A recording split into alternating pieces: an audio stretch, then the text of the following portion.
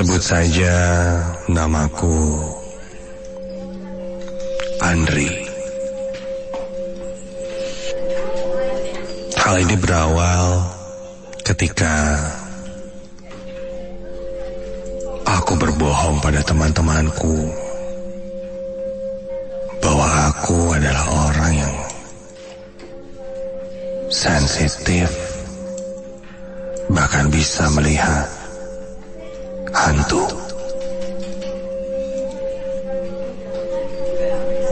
Tidak dipungkiri, hal-hal yang berbau horor, misteri, yang seram-seram itu disukai oleh orang-orang.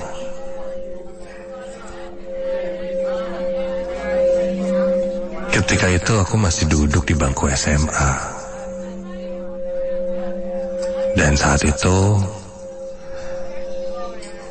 di kelasku sedang ramai membicarakan tentang sosok-sosok hantu, penampakan-penampakan yang beredar di media sosial. Ada seorang perempuan di kelasku itu, sebut saja dia Cika. Ketika melihatnya sangat antusias dengan hal-hal misteri dan horor,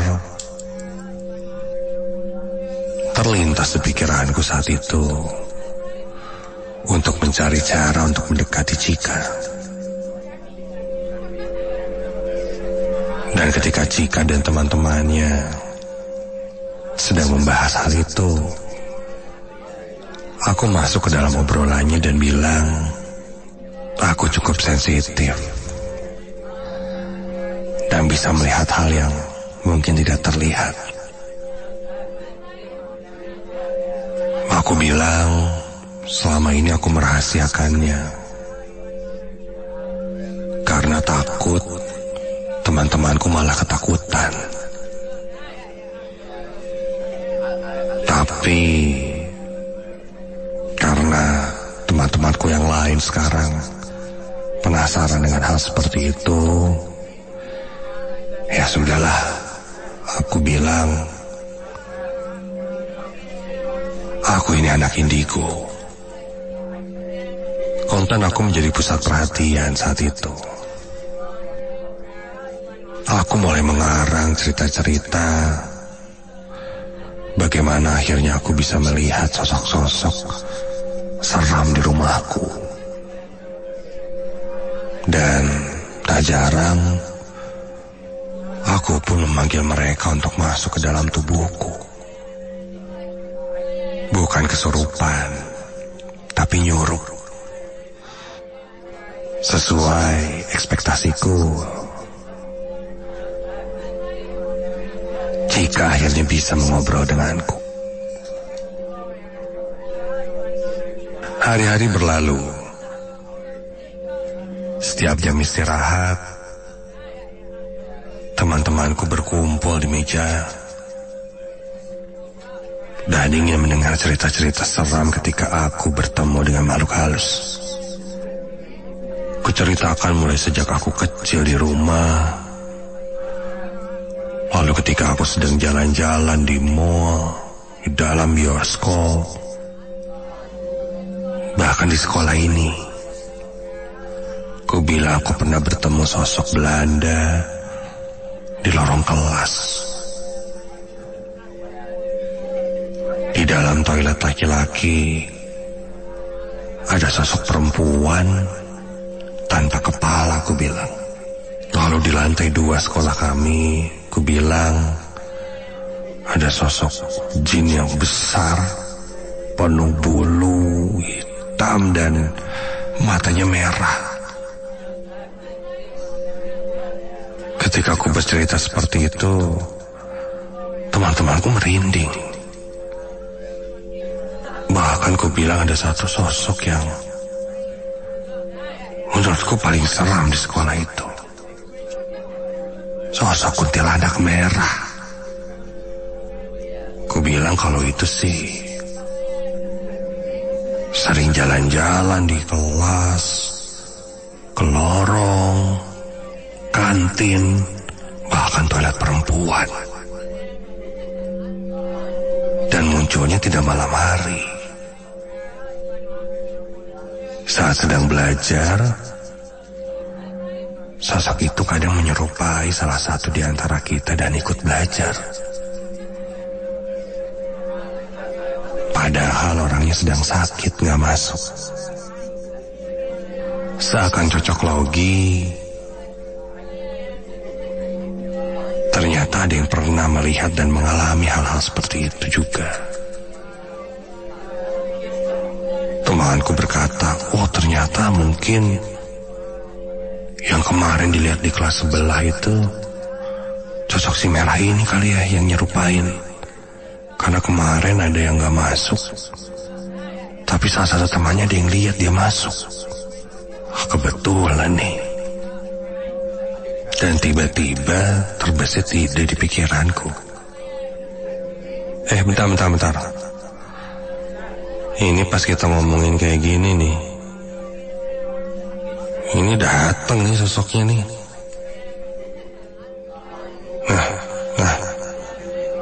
Dia marah tuh. Aduh, mau masuk nih. Aduh, gimana ya? Teman-temanku mulai panik melihatku berkata seperti itu.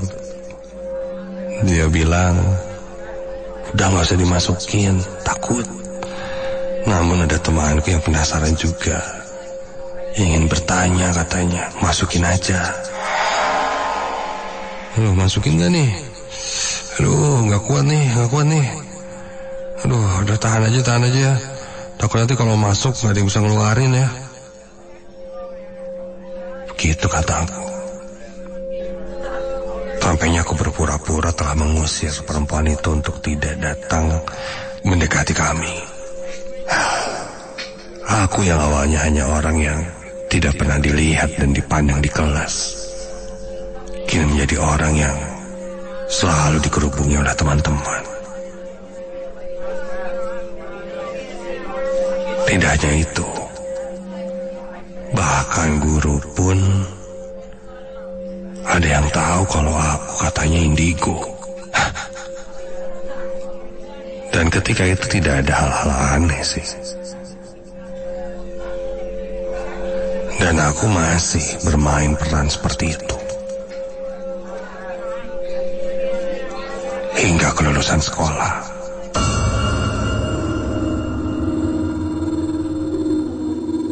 Acara perpisahan di sekolah dilaksanakan di aula.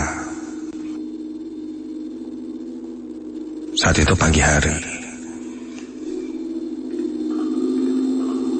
Setelah semua selesai mengadakan acara, kelasku berkumpul dan ingin mengadakan perpisahan kelas yang agak beda. Beberapa orang yang memang dekat denganku bilang bahwa di hari-hari terakhir kita lulus dari sekolah ini, kita akan bikin uji nyali. Dan Cika bilang padaku, dia ingin menguji nyaliku untuk berjalan-jalan di sekolah sendirian, sambil memberitahukan ada sosok-sosok apa aja yang kulihat di sekolahku itu. Hal ini malah menjadi bumerang buatku. Aku coba cari alasan agar tidak jadi, tapi teman-temanku memaksa, bahkan dia sudah izin ke penjaga sekolah. Dan penjaga sekolah pun penasaran. Rencananya malam nanti kami akan berkumpul setelah maghrib. Dan sekitar 7:30 malam setelah Isya, aku mulai berjalan menyusuri lorong-lorong sekolah sendirian. Dan teman-temanku akan menunggu di pos depan dan Dengan bantuan Zoom, aku akan memegang handphoneku untuk berkeliling, sehingga dia, Cika, dan teman-teman yang lainnya bisa melihat kondisi sekolah di malam hari dengan laptop. Sial.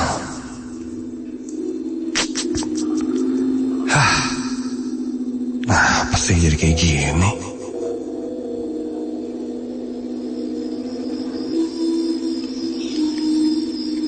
Malam itu pun tiba. Aku agak gengsi dengan kata-kata teman-temanku yang sudah percaya padaku. Bahkan aku terlihat cukup pemberani. Padahal nyatanya aku tidak bisa melihat hal seperti itu dan penakut.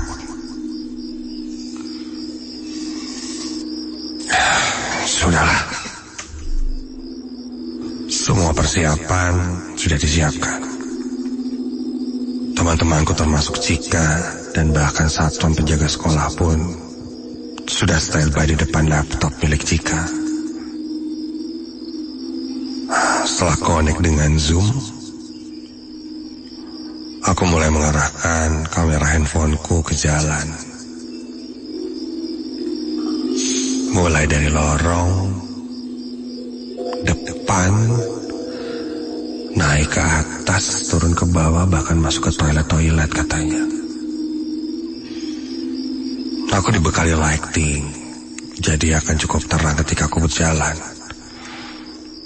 sehingga teman-temanku bisa melihatnya dengan jelas.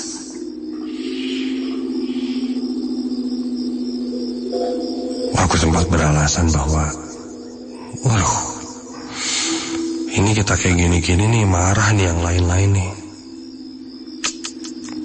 Kayaknya mending gak usah deh, bahaya. Nanti satu-satu kayaknya bakal didatengin deh.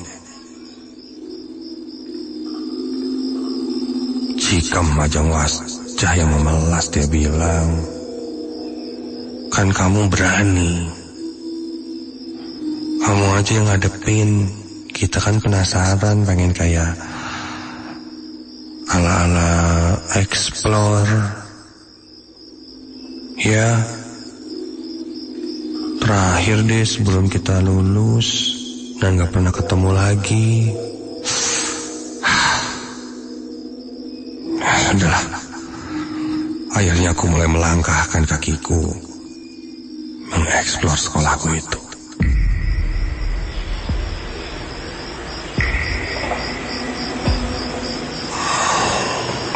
Ketika itu aku hanya berjalan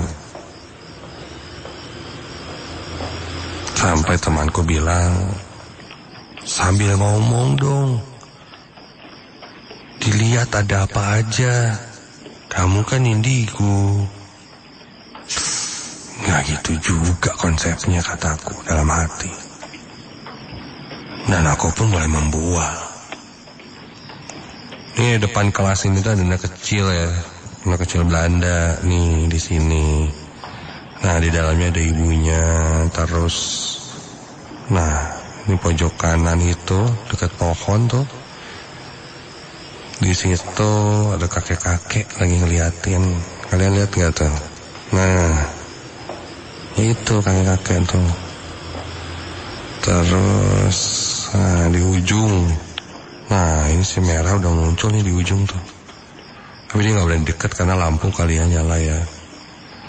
Aku terus berbohong seperti itu. Teman-temanku yang mendengar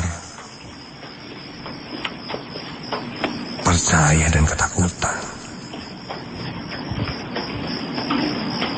Sampai belum sempat naik ke lantai 2 ketika aku ada di dekat toilet perempuan, tiba-tiba aku mendengar ada suara perempuan yang menertawaiku. Bulu kuduku langsung berdiri dari ujung kaki ke ujung kepala. Suaranya sangat jelas dan tertawanya menyeramkan. Aku mulai panik. Aku mulai berjalan menjauh dan perlahan ingin kembali ke pos. Teman-temanku di Zoom bilang mau kemana? Masuk ke toilet. Namun suara tertawanya itu seakan mereka tidak mendengarnya. Dan aku tidak berkata apa-apa lagi saat itu. Dan tiba-tiba saja, astaga,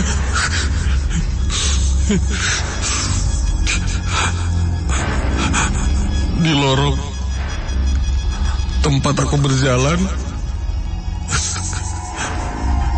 aku melihat ada beberapa orang yang sedang berdiri.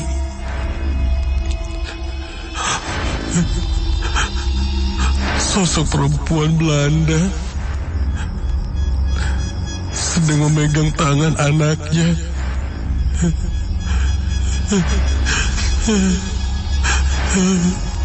Dengan wajah yang menyeramkan.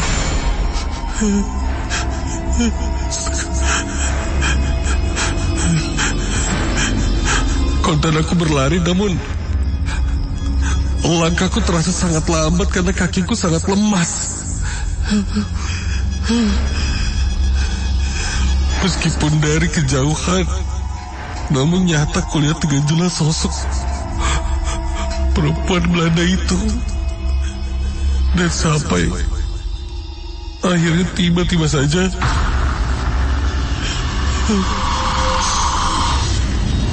kakiku seperti ada yang menarik dan aku terjatuh. Dan ketika itu koneksi terputus.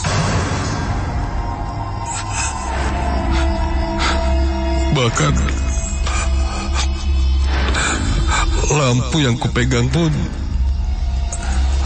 mati karena baterainya terpisah saat jatuh tadi.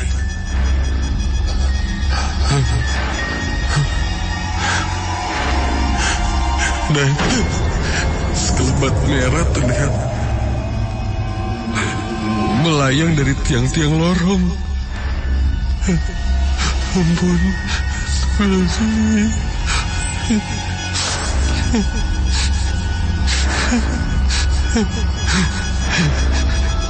Tiba-tiba saja terdengar suara tertawa cekikikan dari arah lantai 2. Dan ketika aku tengok,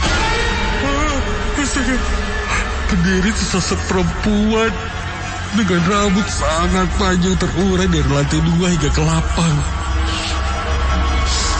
dengan baju merah, tangannya panjang, melihat ke arahku dan tertawa menertawaiku.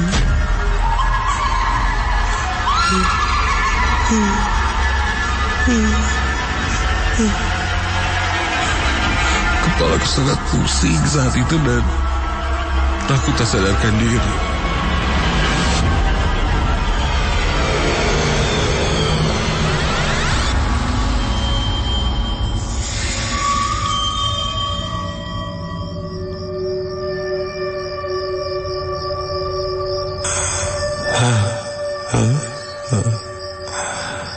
Ketika aku disadarkan, aku sudah berada di pos satpam penjaga sekolah. Teman-temanku membangunkanku karena panik melihatku pingsan. Setelah digotong, aku coba ceritakan, ku bilang sosok si merah itu menyerangku. Ketika itu aku tidak bisa berkata-kata.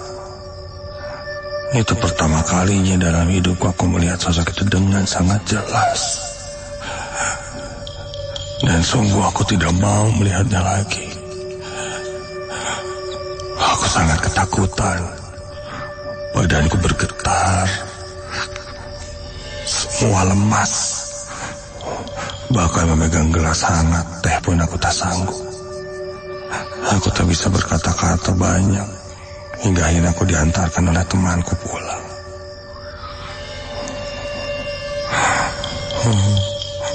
Sampai di rumah, sosok itu terus terbayang di pikiranku. Sosok baju merah dengan rambut yang sangat panjang. Sangat menakutkan.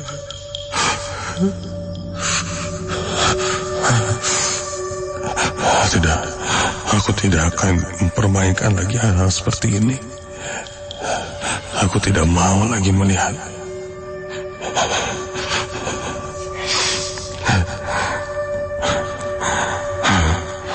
Untungnya aku sudah tidak terlalu banyak berkomunikasi dengan teman-temanku yang lain.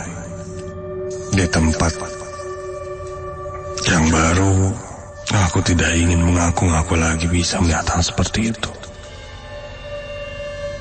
Di kampus, aku bertemu seorang teman yang memang indigo. Ketika aku tanya, apakah menyenangkan menjadi yang seperti itu? Dia bilang tidak. Bahkan jika ada kesempatan ditutup, ya lebih baik ditutup.